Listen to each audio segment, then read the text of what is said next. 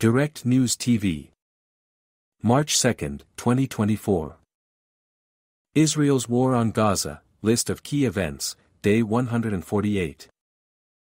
Here's how things stand on Saturday, March 2, 2024. At least 17 people were killed on Friday night after Israeli fighter jets attacked 3 residential buildings in the Gaza Strip's Deir el-Balah area and the Jabalia refugee camp. The United Nations Humanitarian Agency confirmed that 193 Palestinians were killed and 920 injured between Thursday afternoon and midday on Friday. The death toll of Palestinians killed after Israeli forces opened fire on a crowd waiting to receive food aid on Thursday morning has risen to 115. Some 760 people were wounded in the Israeli attack that has triggered global condemnation. A UN team found that most of those injured in Thursday's killings, some as young as 12, have gunshot wounds. That has been corroborated by the acting director of Al-Ata Hospital, who said 80% of the wounded brought to the hospital had been shot. Hamas's military wing said 7 more Israeli captives held in Gaza have been killed due to bombardments by the Israeli military.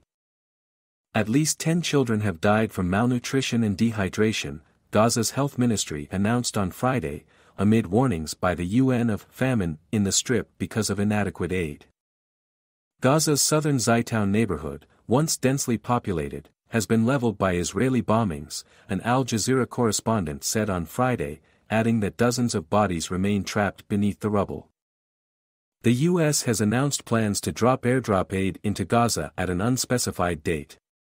President Joe Biden said on Friday that Washington would work with Jordan to ramp up aid to Gazans, possibly through sea borders. Regional tensions and diplomacy. More countries are calling for an independent probe of the deadly aid delivery incident in Gaza on Thursday. France, Germany, and the European Union all said on Friday that Israel must explain why its troops opened fire on aid seekers. The UN Human Rights Office revealed that at least 14 attacks similar to the aid killings have occurred since mid-January, and has also called for an investigation. Meanwhile, the U.S. military said it destroyed a surface-to-air missile that Yemen's Houthi rebel group was preparing to launch.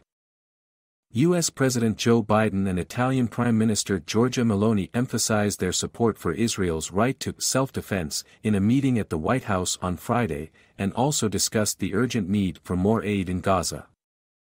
Separately, Biden told reporters on Friday he hoped for a ceasefire in Gaza by the Muslim holy month of Ramadan, although, he added, we may not get there. Also in the U.S., Abdullah Hammoud, the mayor of Dearborn, an Arab-majority city in the state of Michigan, has criticized Biden's plan to airdrop aid in Gaza.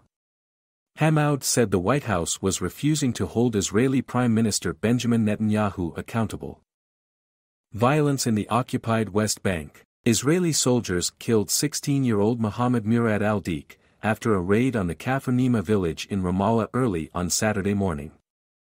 Elsewhere, Israeli soldiers arrested a young man during raids on Qalqilia city and the eastern Azan town on Friday night, the 6th consecutive night of raids in that location. Israeli forces used live bullets and sound bombs as they were confronted by Palestinian youths resisting a raid on the town of Jabba, south of Jenin. My name is Kingsley. Please like, share, subscribe and hit that notification bell so you can be the first to be notified whenever we post. You won't regret it.